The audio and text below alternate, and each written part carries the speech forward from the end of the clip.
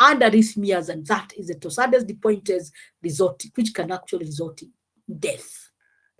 And that is and I'm not going to repeat it for astemizole, but it was also found also to be true of astemizole. Those two drugs, in quite a number of the countries, they have been withdrawn from the market because of that side effect and the likelihood that those drugs might be given to a patient with HIV because together, and therefore given together with ketoconazoles, because like ketoconazole is a very popular also, very, very popular antifungal, given together resulting in a lot of toxicity. So that is tafenadine, which again is a piperidine derivative, but has been withdrawn from the market. Another example is avastin. Again, if you look at avastin, it's also a piperidine derivative, almost sharing the very similar structure.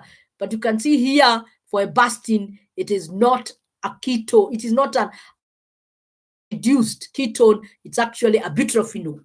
It's actually the butrophenone. If you look at it, this is here, it's a ketone. So indeed, it's a butrophenone.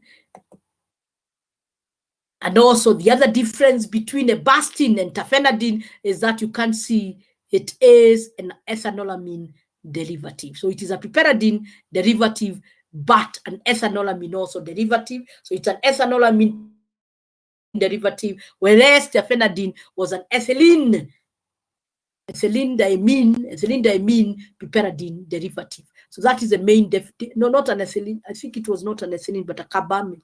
It was an alkyl, I think. See it properly. I think it's an alkyl here. It's an alkyl, not an ethylene, but an alkyl. Tafenadine is an alkyl. Alkyl. Here it has an alkyl group. It does not have a nitrogen. So it's an alkyl piperidine derivative.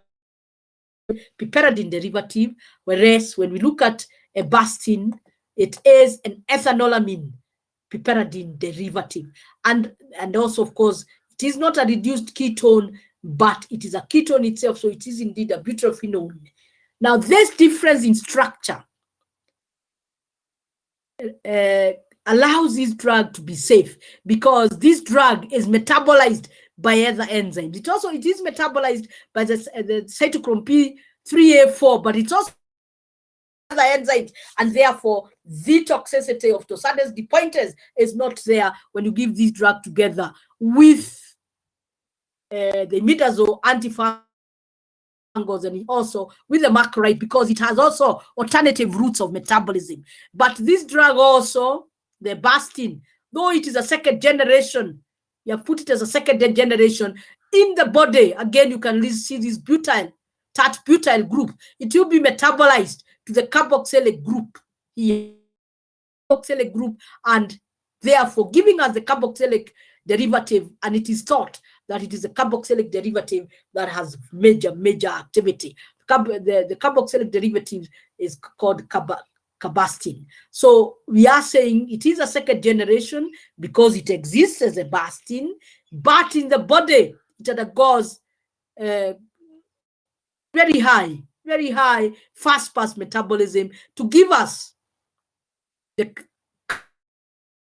carboxylic derivative. Definitely will have lesser lipid solubility and therefore does not penetrate the BBB, giving us very good activity. It is a second generation HI receptor antagonist with an oxypiperidine. See, oxypiperidine. So very similar again to the ethanolamines, oxypiperidine-based structure, whose active form is the metabolite carbastin. So carbastin is just where one of these methyl groups has been oxidized group. It is absorbed rapidly after oral administration, but undergoes extensive fast-pass metabolism to its active metabolite, carbastin, and therefore carbastin will be the same class as fexofenadine.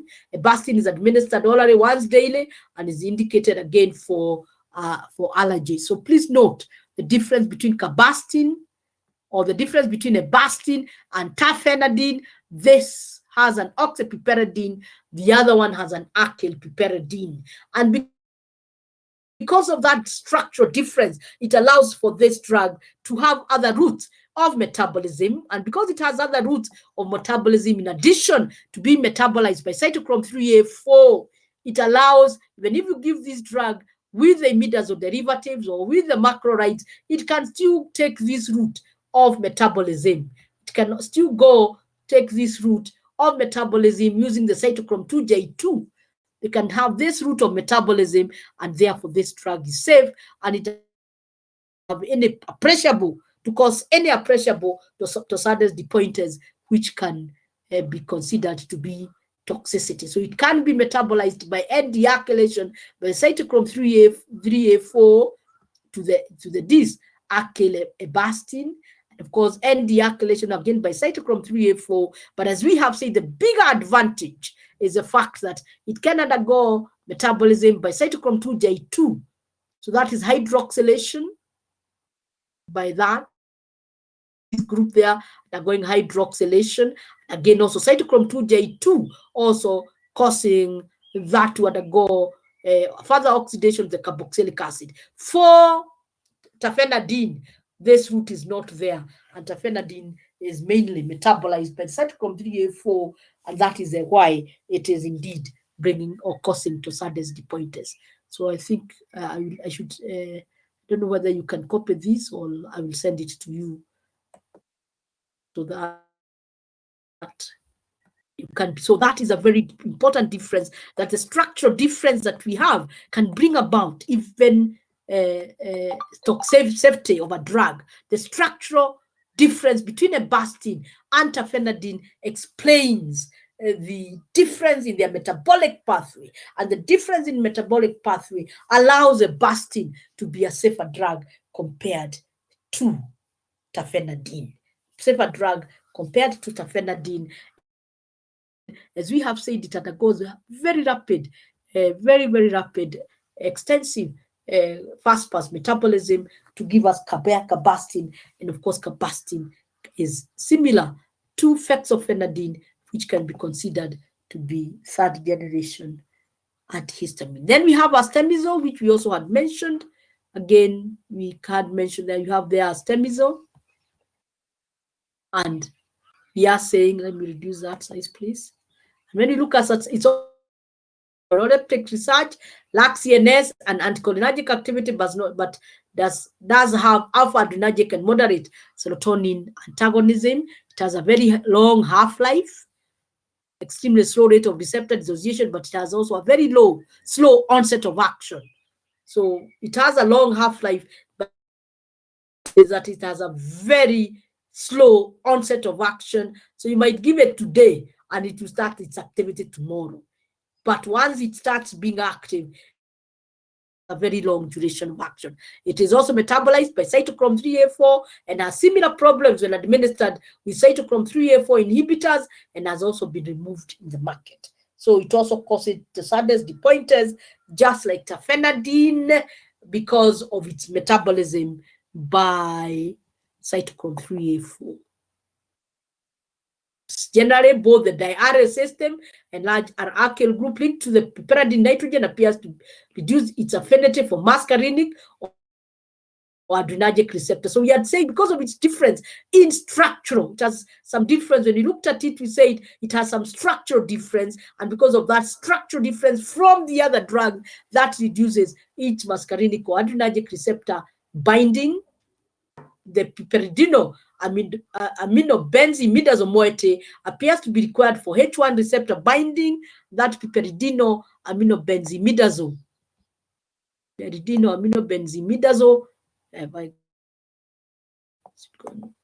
is this group here. Piperidino is that one. Aminobenzimidazole, that one. Benzyl group there, that's a benzyl group. That is the imidazole group. That's the piperidine, piperidino, imidazole. That is a group you're saying. That group seems to be important for binding the H1 receptors. So the piperidine aminobenzimidazole moiety appears to be required for H1 receptor affinity and contributes significantly to the persistent receptor binding that results in prolonged action. Potent and long-acting activities of antihistamine does not penetrate the CNS readily, that's sedation, and other CNS side effects are minimal, also has no local anesthetic activity. It is used for seasonal allergic rhinitis and chronic urticaria. It has slow onset of action of 2 to 3 days. So when you give it in combination with another drug, because it does not have rapid onset of activity, it can stay for a long time. But we have, as we have said, because of its toxicity and the fact that, these days people are knowledgeable about drugs, and of course us as pharmacists are no longer professional. Even drugs that are supposed to be given with prescriptions, we give over the counter. So you might have somebody on such a drug, and they go to a say they are taking this drug and they have a fungal infection, and the chemist or the pharmacist or whoever it is, some of them are quacks. Immediately, of course, goes for the ketoconazole. So the person is forced to mix the H1, the astemizole or the tafenadine with the ketoconazole because of self-medication. And because of the self-medication, the best is when you withdraw that drug from the market, because, as we have said, the Torsades de Pointes could be fatal. It can lead to death. So this also is again a miscellaneous levocabastin. It came from research based on astemizole. So this one came from research based on astemizole. The enantiomer with the configuration depicted in the is the most active. So again, it's a miscellaneous, again another drug which was also found to have, like it has a fast onset and a long duration, is due to a very slow dissociation from that. The agent cannot be considered non-sedating, but it is a second generation. So that is another drug which again is a miscellaneous. You can consider it to be a miscellaneous because, again, when you look at its structure, the structure is very, very different from the classical antihistamines, but it does have antihistamine activity. Metabolism. So if you look at tafenadine, so that is tafenadine, you can see its metabolism, as I had said earlier, is mainly by cytochrome 3A4 to give us fexofenadine. And this is the reason why we have said, given with other drugs that are inhibitors of cytochrome 3A4 or that require cytochrome 3A4 for metabolism, then you will find tafenadine accumulating, not being converted to the safer fexofenadine, and therefore giving us the condition we have talked about. Then we have looked at loratadine, which is also a drug metabolized by cytochrome 3A4 and also cytochrome 2D6 through oxidation. You can see removal through oxidation. Remember, we had said mainly the metabolism is through the removal of that group to give us desloratadine, and also desloratadine was also found also to be a good drug, which is a third generation antihistamine, third generation antihistamine through metabolism of loratadine. So those are simple ways of metabolizing those drugs. Very, very simple ways. Astemizole, methylation. This is oxidative demethylation. You see, these are methoxy group. So it is going oxidative or demethylation to lose that methyl group there. It can also undergo N-dealkylation. Remember, because of that N, it can undergo N-dealkylation there. But we have said the major danger is that it does require cytochrome 3A4 for its metabolism, and therefore giving us the toxic effect, which we call Torsades de Pointes. And again, those are enough examples of second generation antihistamines. I believe we have mentioned a class in each and every of the approach. We talked about acrivastin, we talked about ratidine, we talked about tafenadine, we talked about bastin. So please note the various classes of those drugs. And of course, we also talked about I think it was mesquetazine. I think is that the correct name? Mequetazine. We also mentioned mequetazine, which is also a second generation, whereby again it is a phenothiazine, mequetazine. We also mentioned cetirizine, which is also a second generation. So we have, which is a piperazine. So we have mentioned representative examples of drugs in each of the classes that compose the second generation antihistamines. Of course, second antihistamines lower, most of them have lower lower binding to other receptors like the cholinergic receptors, which are of course cholinergic or muscarinic receptors, lower binding to adrenergic receptors. But of course, with the emergence of the toxicity of terfenadine and astemizole, but most of them, of course, have higher polarity or higher lipid solubility, allowing them to be more accumulated in the periphery than in the CNS, and therefore much lower toxicity. The final class, which is very small, is the third generation, very small class. And as we had said, the third generation is also drugs that are derived from the second generation, either as active enantiomer or metabolites of the second generation. They have very few side effects. For example, we have levocetirizine, which is the purified isomer of cetirizine. Remember, we said cetirizine is given as a racemic mixture because of that there. It can have the levo and it can have the dextro isomer. When you give it as a racemic mixture, it will have more of the toxicity. When you purify it or you resolve it to get the levo isomer, then you find active enantiomer of cetirizine. It does not cause the BBB, no sedation. It has reduced asthma attacks by 70%. It reduces asthma attacks by 70% in children. It's negligible. It has negligible interaction with liver enzyme, high plasma protein binding, and usually a dose of 5 milligrams per day. So levocetirizine and indeed it has more potency because cetirizine itself, as I said, is usually given as 10 milligrams. You can see this one now we are giving as 5 milligrams. So it is just the pure isomer. Then you have desloratadine. Desloratadine, as we have seen, this is a metabolite of loratadine. Desloratadine is a metabolite. Again, it was somehow found to be a better molecule than loratadine, non-sedative, more effective, and less side effects.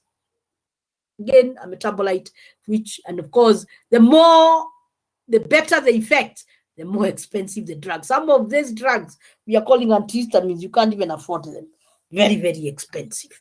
So the more the drug becomes safer, the more it becomes expensive. Again, we have fexofenadine, modification of terfenadine, effective and safe. So this one, you can see that is what has been done there. This drug now is what has replaced terfenadine in the market. As we have said, it does not cause tosadas prepointers. You can see it has, of course, the zwitterionic effect. It has also the polar group, and therefore it has much lesser lipid solubility, does not cross the BBB, and it has the pre-compound is a decimate mixture and exists as media at physiological pH. Again, there is nothing new. All these are things that we have mentioned. Is an active metabolite of terfenadine with no drug-drug interactions because it is not metabolized through the same pathway. It is not metabolized through the same pathway as terfenadine, even though a carboxylic acid exists as a I don't think they even don't make sense. So it has a carboxylic acid. It exists as a zwitterion, which decreases its solubility. So that will be protonated. That will be ionized as zwitterionic at physiological pH. And of course, also this also results in addition of a polar group. That's why we are saying it belongs to, you have done two structural modification. First structural modification of adding the carboxylic acid, that carboxyl group is a polar group. Addition of that carboxylic group also allows that drug to be zwitterionic. It has a positive charge there, it has a negative charge there, and therefore high polarity and no very low even penetration of the BBB.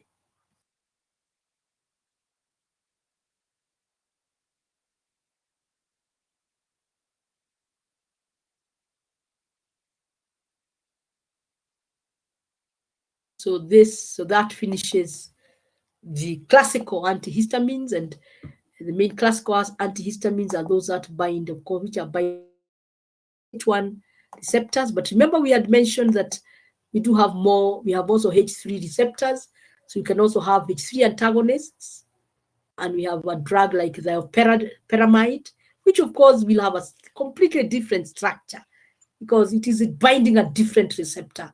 So even if you look at its structure here, you can see there are no structural resemblances of this H3 antagonist with the H1 antagonist. So you can see we are saying you can have a chain, a polar group, a B chain, and a lipophilic group. So that is an example of a H3 antagonist.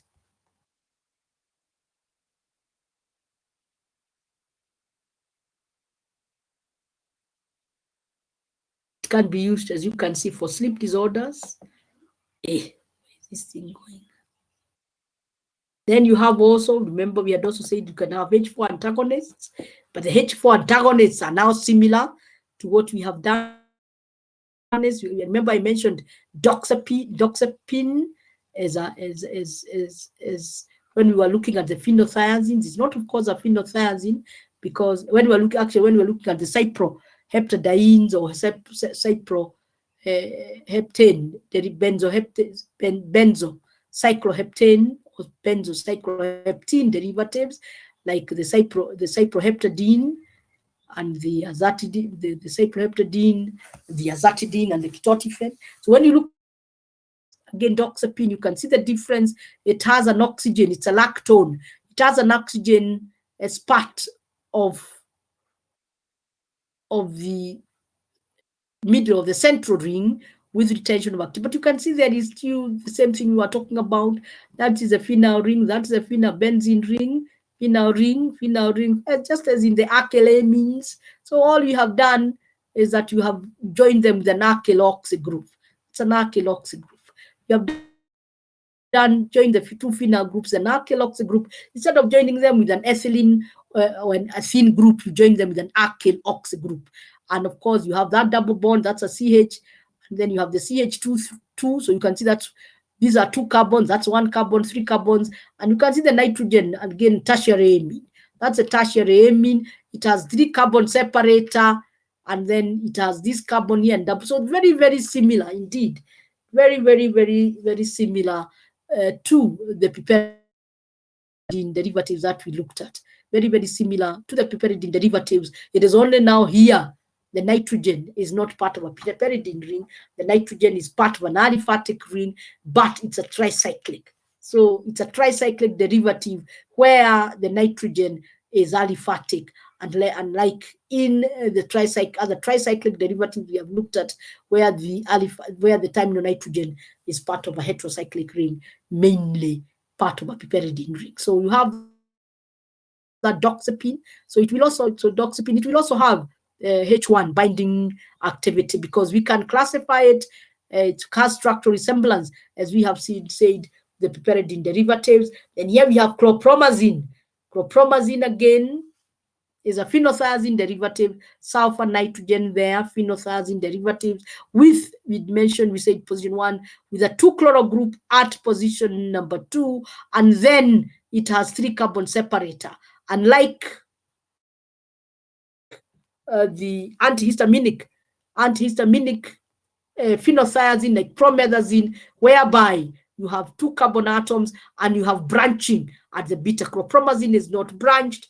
As you can see here, chlorpromazine has a chloro group there, and of course it's a tertiary amine just like the others, and mainly binds the H4 receptors. So doxepin are mainly bind the H4 receptors with high affinity. But of course, you do know, we have said, will bind other receptors, the dopamine receptors, and of course also will have antipsychotic activity. So those are the others, but they have not been. We do not have many drugs for those other receptors, but they can be bound by some of the drugs that we have discussed. Then you have drugs having dual activity, whereby for the drugs having dual activity, they will bind the H1 receptor and also the mast stabilizer. stabilizers, like what we talked about ketotifen. Remember, I said ketotifen also is a mass stabilizer, and you have azelastine. Again, you can see there's a lot of difference, structural difference between this drug and the drugs that we have looked at. Very, very, very big structural difference. And then you also have olopatidine.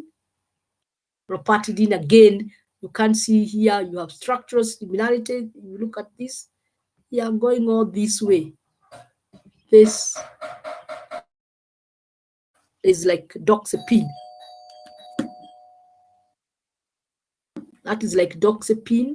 So structural resemblance here with doxepin, but again having the same, having a carboxylic group here as we did discuss in acrivastine, but you can see here we do not have geometric isomerism. It's joined with a single bond. So very, very similar. And this, of course, is one, and the other one was an ethyl group. So you have that group there, and otherwise very similar to doxepin. Both the drugs have the action of antihistamine and mass stabilization.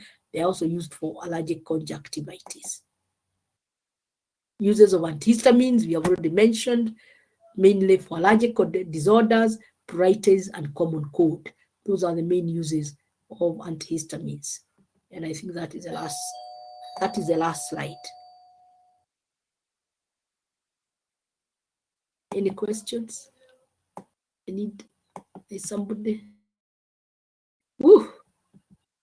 Somebody who is knocking my gate. 12:38. What time did we start? I think we have done enough time, have we? Kindly sign in for your attendance. Quickly for your attendance. Say, I'm coming back in a minute. Let me open the gate.